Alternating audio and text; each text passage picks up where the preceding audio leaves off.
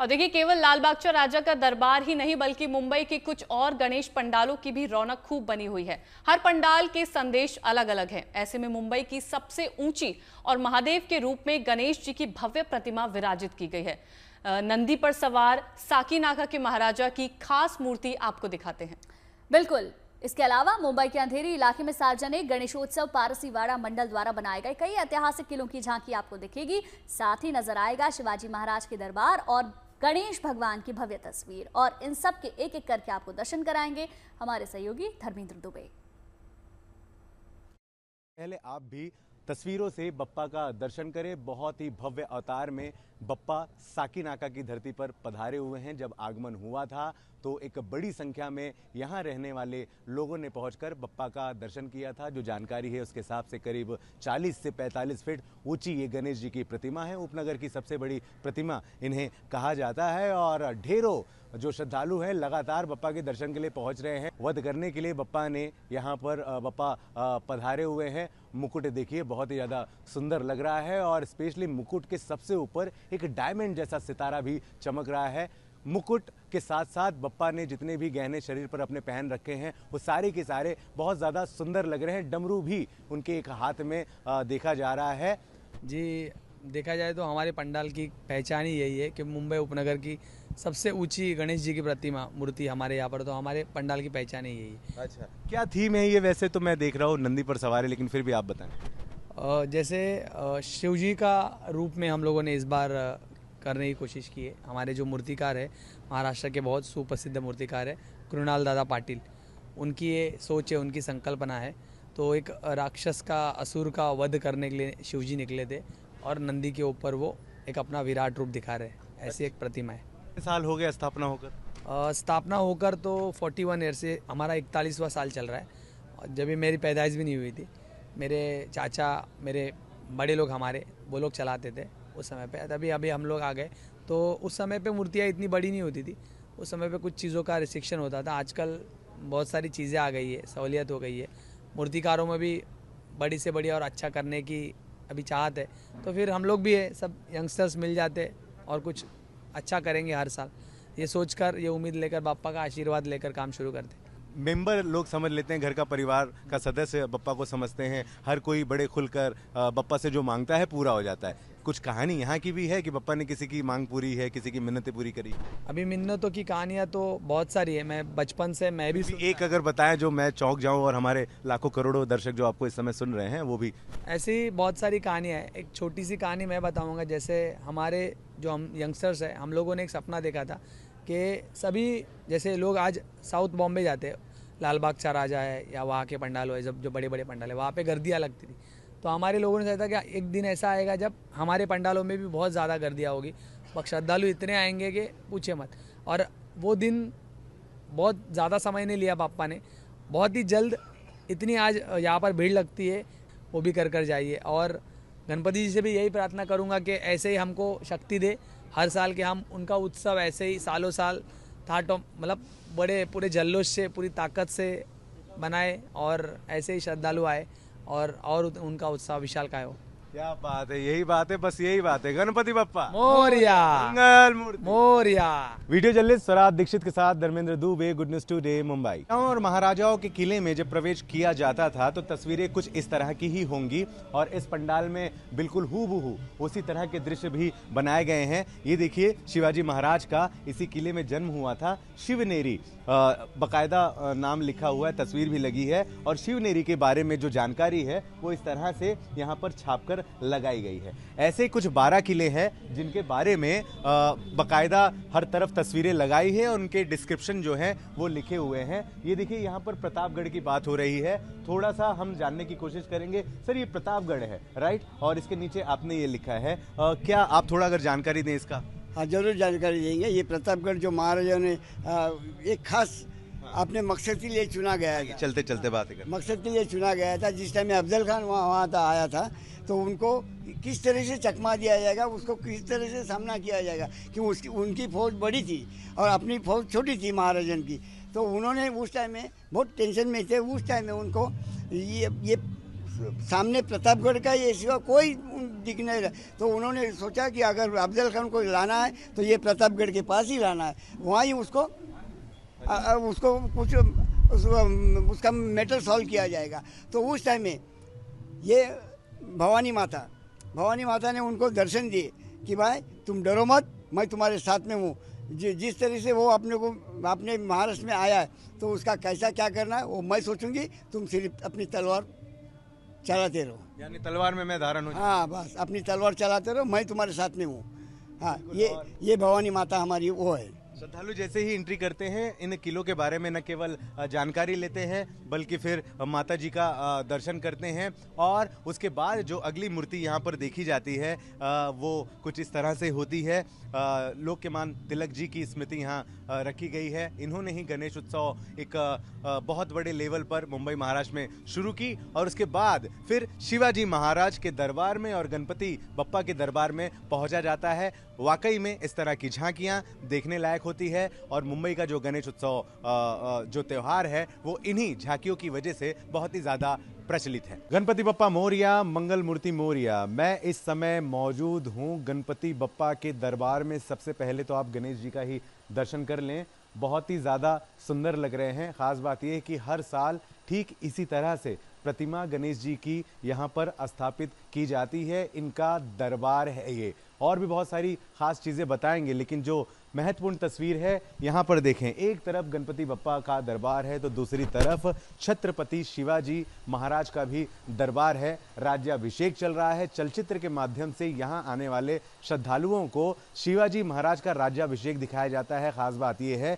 कि उस समय जब इनका राज्याभिषेक हुआ था, दरबार में जितने भी मंत्रीगण और पदाधिकारी मौजूद थे उन सभी को यहाँ पर भी उन सभी की मौजूदगी दिखाई जा रही है। बाकायदा संवाद चलते हैं। आने वाले जो लोग हैं उन्हें शिवाजी महाराज और बाकी जो दूसरे किले हैं, स्पेशली महाराष्ट्र की संस्कृति, हमारे देश की धरोहर, ये दिखाने की कोशिश जो है वो श्री सार्वजनिक गणेश उत्सव मंडल द्वारा किया जाता है। जिस टाइम में रायगढ़ के ऊपर शिवाजी महाराज का जो भव्य दिव्य ऐसा राज्याभिषेक हुआ था, तो उस टाइम में तो अपने को कुछ खबर नहीं थी, फिर भी हम उस तरह से आपके सामने पेश करने की हम लोग ये कोशिश की कि भाई शिवराज्याभिषेक ये साल में हम लोग करना है, तो हम लोग उस तरह से आपके सामने पेश किया हुआ है। ऐसे ये सेट देखा जा रहा है। मैं ज़्यादातर इस तरह के सेट या तो टीवी सीरियल पर देखता हूँ या फिल्मों में देखता हूँ, लेकिन आज मुंबई के अंधेरी इलाके में श्री सार्वजनिक गणेश उत्सव मंडल के इस दरबार में देखने को मिल रहा है। वाकई में बहुत ज़्यादा मेहनत की गई है। फिर एक बार मैं आपसे एक सवाल पूछना चाहूँगा कि पूरा का पूरा ओरिजिनल लग रहा है, कितना समय लगा इस तरह के सेट बनाने में? करीब 2 महीने लगे हैं। अच्छा, और ये किन्होंने बनाया? कारीगर कहाँ से आते हैं? कारीगर सब स्टूडियो के रहते हैं, तो ये लोकल कारीगर का कुछ काम नहीं है। और ये सब बनाने के लिए सब पूरा फाइबर का बना हुआ है।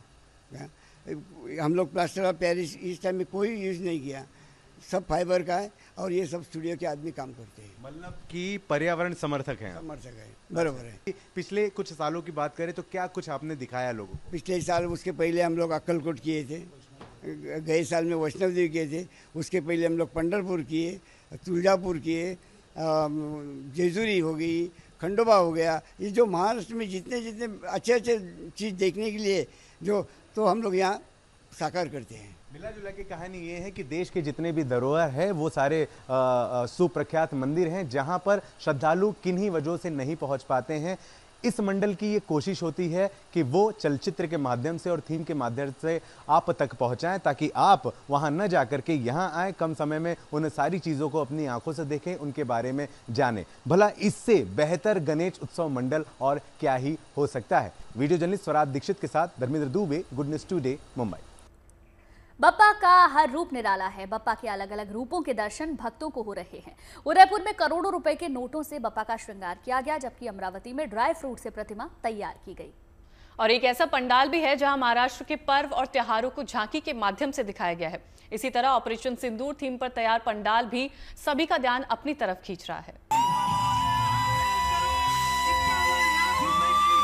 ये है उदयपुर के राजा, जो इन दिनों लेक सिटी में आकर्षण का केंद्र बने हुए हैं। जरा उदयपुर के राजा का श्रृंगार तो देखिए। सिर पर नोटों से बना मुकुट सजा हुआ है, नोटों से ही पोशाक की सजावट की गई है। मतलब बाप्पा के मुकुट से लेकर पैरों तक सब जगह नोट ही नोट हैं।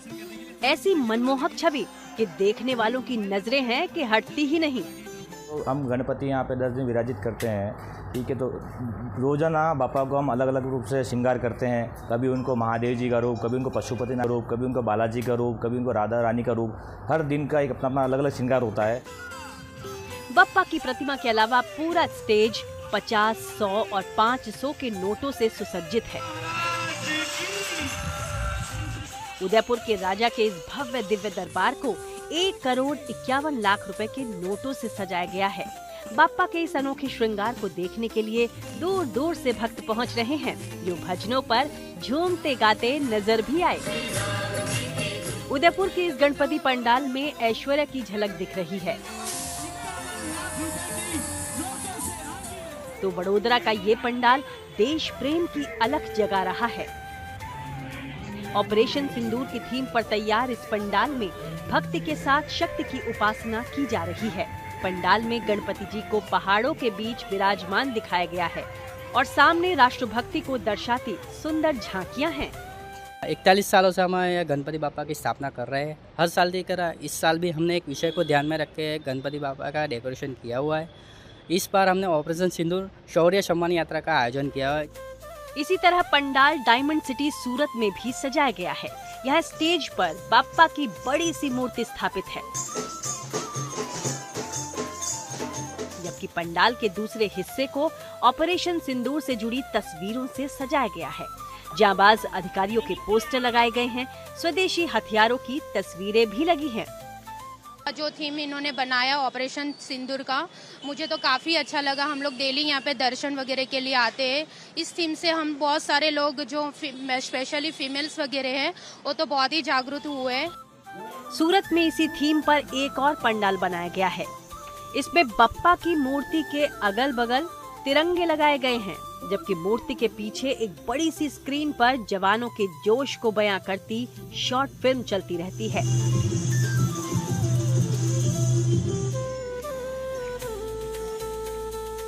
हर त्योहार गणपति संग कुछ इसी थीम पर महाराष्ट्र के अमरावती में भी एक परिवार ने गणपति पंडाल को सजाया है।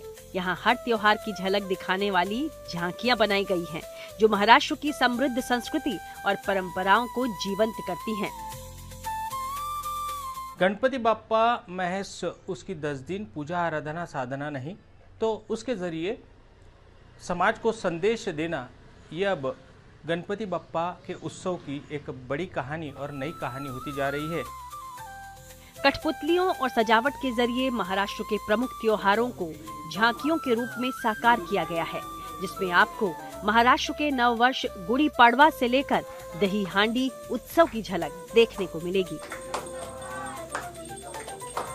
अमरावती में 75 किलो ड्राई फ्रूट से बाप्पा की ये मनोहारी मूर्ति भी गढ़ी गई है। 6 फीट ऊंची बाप्पा की ये प्रतिमा सिर्फ कला की मिसाल नहीं है, बल्कि श्रद्धा और आस्था का भी अद्भुत संगम है। बड़ी लगन से करीब 2 महीने में इस मूर्ति को तैयार किया गया है। इस बार हम लोगों ने एक 75 किलो का खजूर की मूर्ति बनाई है, जो बनाने के लिए मंडल के कार्यकर्ता पिछले 1.5-2 महीने से मेहनत करते हैं। मतलब मेरे बोलने का मतलब है कि बाहर का कोई कलाकार नहीं आता, मंडल के पदाधिकारी ही खुद स्वकला से वो बनाते हैं।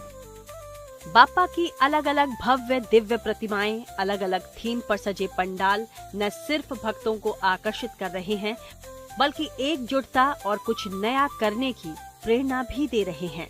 उदयपुर से सतीश शर्मा, अमरावती से धनंजय साबले के साथ bureau report, good news today. तो देखिए, जब बात गणपति विसर्जन की हो तो इस बार गणपति विसर्जन 6 सितंबर को है, लेकिन अभी से ही इसकी तैयारियां शुरू कर दी गई हैं। बीएमसी ने इसके लिए मुंबईकरों को एक खास अपील करते हुए व्यवस्था भी कर दी है। बिल्कुल, बीएमसी ने अपील करते हुए कहा है कि मुंबई का छोटी गणेश मूर्तियों का विसर्जन घरों में ही बाल्टी में कर दें।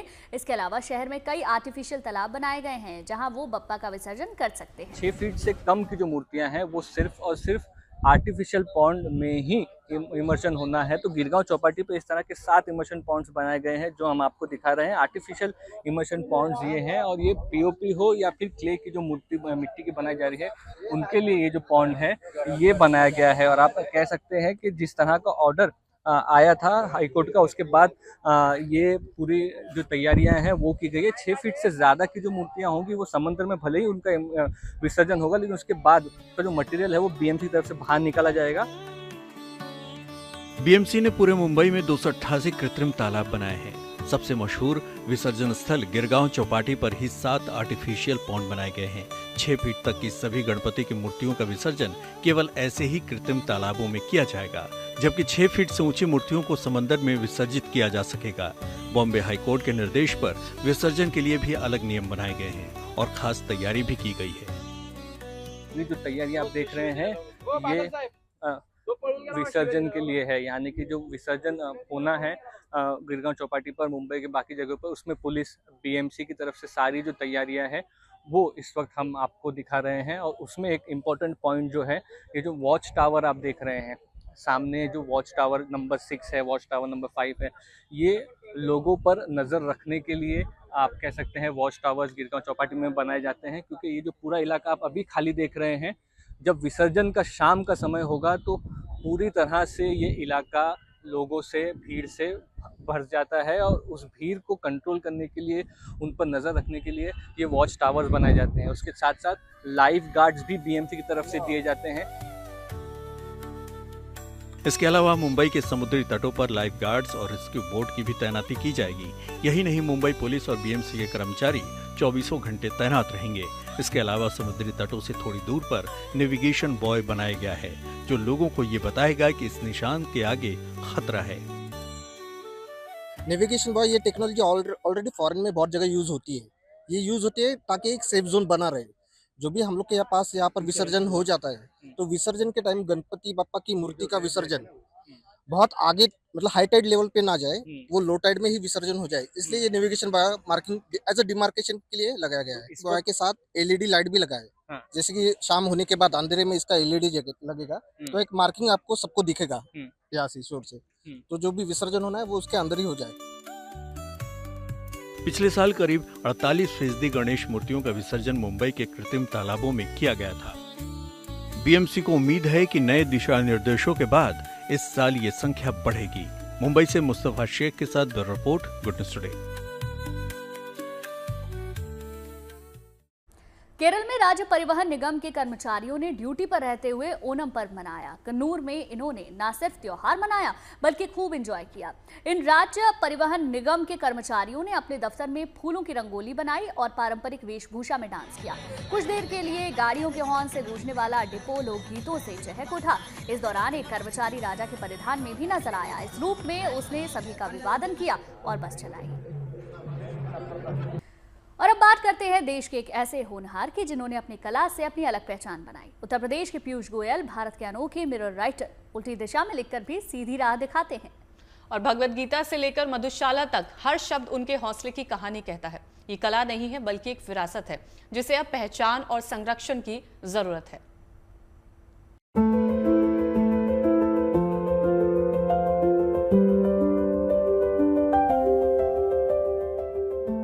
क्या आपने कभी शब्दों को उल्टा चलते देखा है? क्या कभी अक्षरों को शीशे में बोलते हुए सुना है? मिलिए उस कलाकार से जो लिखता तो है उल्टा, मगर उसकी सोच, उसकी मेहनत और उसकी कला हर दिशा में सीधी और साफ है। जहाँ शीशा भी रुक कर देखता है तो वहाँ शब्द खुद बोलते हैं। सपने कितने भी बड़े क्यों ना हो, जब पूरा करने की ठान ली जाए तो हर काम आसान हो जाता है। मिलिए एक मिरर राइटर से। यूपी के दादरी में रहने वाले पीयूष गोयल ने भगवत गीता से लेकर गीतांजलि और अटल बिहारी वाजपेयी की कविताओं की मिरर राइटिंग की है। 58 58 साल के पीयूष गोयल कागज पर जो लिखेंगे वो आपको समझ में नहीं आएगा, आप उसे पढ़ ही नहीं पाएंगे।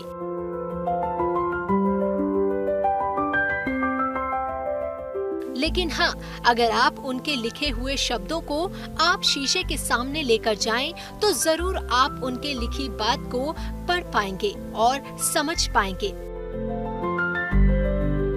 और फिर उनकी सराहना और प्रशंसा करने से खुद को रोक भी नहीं पाएंगे। क्योंकि मैं कोई भी काम करता हूँ तो 4 चीज़ मेरे जहन में रहती हैं: observation, imagination, creation and innovation. और लोग पूछते हैं कि सर कुछ ऐसा लिख दीजिए जो शीशे में देखने की ज़रूरत ना पड़े। तो मैंने सुई से पुस्तक लिखी है, मैंने कार्बन पेपर से पुस्तक लिखी है, जिसको पढ़ने के लिए आपको शीशे की ज़रूरत नहीं पड़ेगी। मेरा शौक़ भी पूरा हो गया और लोगों को पढ़ने के लिए शीशे की ज़रूरत बिल्कुल भी नहीं पड़ेगी। दादरी उत्तर प्रदेश का एक छोटा सा कस्बा है, लेकिन यहाँ से निकलती है एक ऐसी लेखनी जो देश भर में कहीं और नहीं मिलती। 58 साल के पीयूष गोयल भारत के इकलौते मिरर राइटर हैं, जिन्होंने अपनी इस कला को अलग अलग रूपों में प्रस्तुत किया है। मिरर राइटिंग यानी ऐसी लेखनी जिसे पढ़ने के लिए आपको कागज नहीं बल्कि शीशा चाहिए। पीयूष गोयल ने अब तक जो लिखा है वो किसी अजूबे से कम नहीं। भगवद गीता पीयूष गोयल ने पूरी उल्टी लिखी है। पीयूष गोयल ने अपनी कला को यहीं तक सीमित नहीं रखा। उन्होंने हरिवंश राय बच्चन की मधुशाला को सुई की नोक से कागज पर उतारा, गीतांजलि मेहंदी कोन से एक एक अक्षर रचा, रामचरितमानस, चाणक्य नीति, साई चरित्र हिंदी और अंग्रेजी दोनों में एल्युमिनियम शीट पर हथौड़े से किताब की रचना की। तो वहीं अटल बिहारी वाजपेयी की कविताएं मैजिक शीट पर लकड़ी के पेन से लिखा। जरा इसे पढ़ने की कोशिश तो करिए। चलिए छोड़िए, आप कोशिश मत करिए, क्योंकि इसे पढ़ने के लिए आपको अपने घर के शीशे के सामने जाना होगा और फिर आप इसको पढ़ पाएंगे। इसे मिरर राइटिंग कहते हैं। अब मैं इसे पढ़ता हूँ। शून्य में अकेला खड़ा होता, पहाड़ की महानता नहीं मजबूरी है। ऊंचाई और गहराई में आकाश पाताल की दूरी है। जो जितना ऊंचा है उतना ही एकाकी होता है, हर भार को स्वयं ही ढोता है।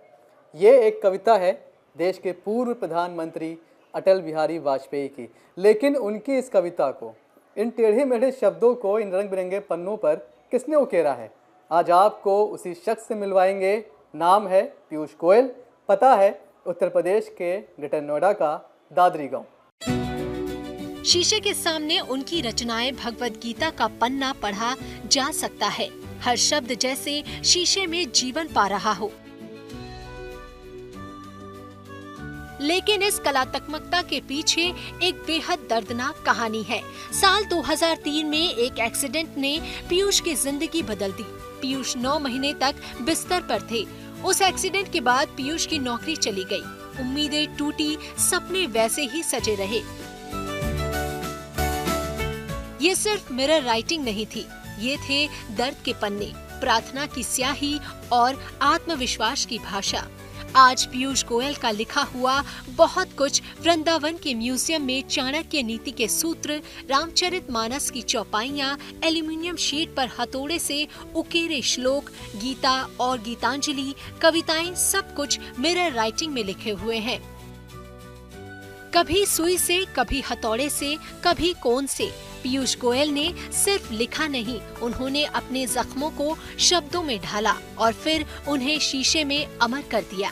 ये कहानी है उस इंसान की जिसने लिखने को साधना बना दिया, जिसकी कलम ने कहा मुश्किल कुछ नहीं होता अगर इरादा मजबूत हो। दादरी से मनीष की रिपोर्ट, गुड न्यूज टुडे। सैलाब का सितम झेल रहे पंजाब में सेना के जवान लोगों के लिए देवदूत बनकर सामने आए। फिरोजपुर में इन जवानों ने अपनी मेहनत से सैलाब के पानी को शहर तक पहुंचने से रोक दिया और स्थानीय लोगों ने भी इस कोशिश में सेना की पूरी मदद की है। वहीं कपूरथला में पानी से घिरे गांव तक सेना नाव के जरिए लोगों तक मदद पहुंचा रही है।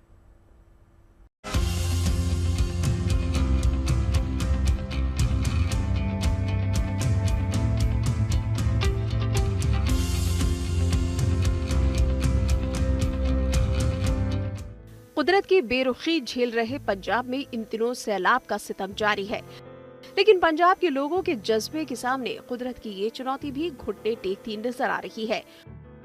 फिरोजपुर में सतलुज नदी का ये जल प्रवाह नदी के किनारे को तोड़कर फिरोजपुर शहर में दाखिल होने को बेताब था, लेकिन इस जल प्रवाह को रोकने के लिए आर्मी ने मोर्चा संभाल लिया। 50 से ज्यादा सेना के जवानों ने रेत की बोरियों से नदी के किनारे इतनी मजबूत दीवार बनाई कि पानी को अपना रुख बदलना पड़ा। कपूरथला पे भी ब्यास नदी का पानी सारी हदें पार करके गांवों में दाखिल हो चुका है। पानी से चारों तरफ से घिर चुके कुछ गांवों का संपर्क दूसरे इलाकों से पूरी तरह टूट चुका है। आर्मी के जवानों ने यहाँ भी बाढ़ पीड़ित लोगों की मदद का बीड़ा उठाया है। अपने आशियाने की फिक्र और मवेशियों की देखभाल की वजह से कुछ लोग अभी भी अपना घर छोड़ने को तैयार नहीं है। ऐसे लोगों तक आर्मी की बोट से मदद पहुंचाई जा रही है। लोगों की सेहत का ख्याल रखने के लिए एक डॉक्टर भी इन बोट्स पर मौजूद है। हम किसी दरिया में नहीं, हम एक गांव में मौजूद हैं। ये वो गांव है जो ब्यास नदी के, जहां पर ब्यास नदी का कहर बरपा है, जहां पर ब्यास नदी का पानी इतना ज्यादा आ गया है कि ये पूरा का पूरा गांव एक तरीके से टापू बन गया है। हम आपको आसपास की तस्वीरें दिखाएंगे। इस वक्त हम लोग मौजूद है आर्मी की बोट पे, जो लगातार लोगों तक राशन, पानी और तमाम जो जरूरी चीजें हैं वो पहुंचाने की कोशिश कर रहे हैं। 2 घरों में हम लोग इस वक्त होके आए हैं। अभी भी घरों में लोग मौजूद हैं। वो लोग हैं जो कि अपना घर छोड़ना नहीं चाहते। इस घर की अगर हम बात करें, यहाँ पर मवेशी हैं उनको किस तरह की चीजों की जरूरत है। 2 ही लोग यहाँ पर रहते हैं। वो कहते हैं कि हम सुबह से शाम तक यहाँ रहते हैं, फिर उसके बाद शाम को एक बोट आती है, वो यहाँ से हमें बाहर रेस्क्यू करती है, क्योंकि दिन भर यहाँ पर पशु है, उनको दिखाना। एक बार मैं अपने कैमरा पर्सन सत्या से बोलूंगी, जरा आसपास की तस्वीरें दिखाइए। ये वो इलाका है ब्यास दरिया का, ब्यास नदी का ये वो इलाका है जहाँ पर सबसे ज्यादा कहर बरपा है। 12 से 14 गाँव ऐसे हैं यहाँ पर जहाँ पर पूरी तरह से जलमग्न है। 8 से 9 फीट तक यहाँ पानी, अंदाजा लगाइए जिस बोट में हम लोग चल रहे हैं इसका यहाँ पर हमने मेजर करने की कोशिश की। 8 से 9 फीट तक यहाँ पर पानी है और इस वक्त हम लोग इसी एक गांव में मौजूद है। 12 से 14 गांव। वेटनरी डॉक्टर्स आर्मी की इस बोट पर मौजूद है, डॉक्टर्स मौजूद हैं। जिस भी तरह की जरूरत है, जो भी फैसिलिटीज आम लोगों को, जनता को चाहिए, जो लोग अपने घरों में हैं, जो अपना घर नहीं छोड़ना चाहते, उनके लिए ऐसी आर्मी की 2 बोट्स हैं। इसके अलावा यहाँ पर पका हुआ खाना है, ड्राई फूड यहाँ पर मौजूद है, पैकेट्स मौजूद है, दूध के पैकेट्स मौजूद है, क्योंकि बहुत सारे ऐसे घर हैं जहाँ पर इस वक्त छोटे बच्चे भी मौजूद है। उनको किस तरह की चीजों की जरूरत है वो सब हम लोग आर्मी की इस बोट के साथ चलते हुए उन तक पहुंचा रहे हैं। पानी से घिरे घरों में रहने वाले लोग टकटकी लगाए आर्मी की इन बोट्स का इंतजार करते रहते हैं। आर्मी की ये नाव इन लोगों के लिए राहत का पैगाम लेकर आती है। बेटा चाह पी के जाए। हाँ, की कह रहे सी? चाह पी बनाने, चाह पी के जाए। आप देखिए, ये है पंजाब, पूरी तरह से घर बाहर सब कुछ पानी में डूबा हुआ, लेकिन फिर भी जो आया है उसको खाली हाथ नहीं भेजना, उसको चाय पिलानी है और सबके लिए चाय बनेगी, सबके लिए चाय बनेगी। आप हमारे लिए कुछ लेकर आए हैं। बोट वाले आउंदे है ना, सारिਆਂ ਨੂੰ ਚਾਹ ਪੁੱਛੀ ਦੀ, ਫਿਰ ਚਾਹ ਪੀਓ ਅਸਕਰ ਤੇ ਖਾ ਕੇ ਖਾਵਾਂਗੇ ਰਾਤ ਨੂੰ। पर तुसी ते आप डुबे हो पानी च। ਡੁੱਬੇ ਕੋਈ ਨਹੀਂ, ਮਹਾਰਾਜ ਨੇ ਆਪੇ ਦੇ ਦੇਣਾ ਸਭ ਕੁਝ। ਮਹਾਰਾਜ ਦਊ ਸਾਰਾ ਕੁਝ ਵਾਧੂ। ਹਾਂ, ਮਹਾਰਾਜ ਦਊਗਾ। ਜੇ ਡੁੱਬ ਗਏ ਫਸਲ ਮਾਰੀ ਗਈ ਆ ਤੇ ਉਹਨੇ ਦਊਗਾ ਨਾ ਕਿਸ ਟਾਈਮ। जी देखिए, फसल बर्बाद हो चुकी है, सब बर्बाद हो चुका है। ऐसी मदद यहाँ पर आ रही है, लेकिन जो मदद लेकर आ रहे हैं वो कम से कम खाली हाथ ना जाएं। और महाराज जिसने ये कहा, यहाँ पर ये जाता है कि जिसने ये आपदा दिलाई है वही सुरक्षा से बाहर भी निकालेगा, वही हमें यहाँ से बाहर भी निकालेगा। बस इसी उम्मीद और इसी आस के साथ यहाँ पर जिस घर में हम लोग जाते हैं, मतलब फोर्स किया जाता है कि आप बैठिए, चाय पी के जाओ, चाय पीते बिना तो जान नहीं देना। वैसे ये पंजाब का कल्चर भी है, लेकिन वो कल्चर अभी भी इस आपदा में भी आपको यहाँ पर नजर आ जाएगा। आर्मी के ये जवान सैलाब से घिरे हर गांव में जाकर लोगों का हालचाल ले रहे हैं। इस बात का पूरा ख्याल रखा जा रहा है कि इन बाढ़ पीड़ितों तक मदद पहुंचाने में कोई देरी ना हो और मुसीबत के पल में ये लोग खुद को कभी अकेला महसूस ना करें। फिरोजपुर से अमन भारद्वाज के साथ कपूरथला से Navjot Randhawa, bureau report, good news today. और अब एक गुड न्यूज दिल के मरीजों के लिए। एक स्टडी में दावा किया गया है अब हार्ट अटैक आने से पहले ही पता चल जाएगा कि हार्ट अटैक आने वाला है। बिल्कुल, देखिए, वैज्ञानिकों ने एक ऐसी टेक्निक का इजाद किया है जिसमें कैमरे और एआई की मदद से हार्ट अटैक के चांसेस का पता लगाना मुमकिन है। यहाँ मशीन के तार पर कैमरा और दिमाग के तौर पर एआई काम करेगा।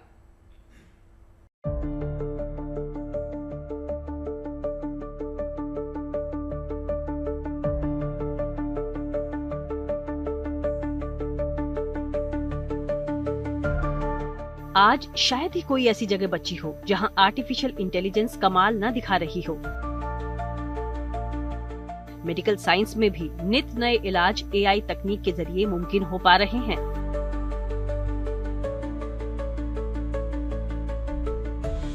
इसी कड़ी में एआई की बदौलत दिल के मरीज को पहले ही पता चल जाएगा कि उसे दिल का दौरा पड़ने वाला है। दरअसल वैज्ञानिकों ने एक ऐसी तकनीक इजाद की है जिसमें मशीन के रूप में कैमरा और दिमाग के तौर पर एआई काम करेगा। दरअसल ये study Netherland Radboud university medical center के वैज्ञानिकों ने की है। इसमें हजारों ऐसे मरीजों पर स्टडी की गई जिनको एक बार हार्ट अटैक पड़ चुका है या जिनको दिल का दौरा पड़ने की आशंका ज्यादा बनी रहती है। दावा है कि ये एआई तकनीक ऐसे मरीजों के लिए बेहद कारगर है। स्टडी में डॉक्टरों ने दिल के दौरे से पीड़ित मरीजों की खून की नली में मिनी कैमरा डाला। ये कैमरा लगातार तस्वीरें लेते हुए एआई को भेजता रहा। एआई ने इन तस्वीरों को बेहद तेजी के साथ पढ़कर बताया कि कहां नस कमजोर है और भविष्य में उस जगह पर हार्ट अटैक आने की आशंका है। बता दें कि इन मरीजों को इस एआई प्रयोग के जरिए 2 साल तक लगातार ट्रैक किया गया। वैसे तो कैमरे के जरिए तस्वीर लेने की ऐसी तकनीक नई नहीं है, लेकिन इस काम को करने में अभी तक काफी वक्त लग जाता था क्योंकि तस्वीरों की जांच विशेषज्ञ करता था। मगर अब आर्टिफिशियल इंटेलिजेंस के दौर में सैकड़ों तस्वीरों की जांच करना बेहद आसान और तेजी के साथ मुमकिन है। फिलहाल तो सीने में दर्द होने या दिल का दौरा पड़ने से पहले अलर्ट देने वाली इस एआई मशीन के शुरुआती टेस्ट कामयाब रहे हैं, जिससे ये उम्मीद बढ़ चली है कि शरीर में हाई रिस्क जोन में आने वाली रुकावटों का वक्त पर अगर पता चल जाए तो भविष्य में उसकी दवा तैयार करने या स्टेंट जैसी मदद मरीज को समय पर मिल सकती है। Bureau report, good news today. तो चाय और चर्चा आज के लिए तो यहीं पर खत्म होती है, लेकिन कल फिर से होगी आपसे मुलाकात ठीक 5 बजे। जरूर आइएगा।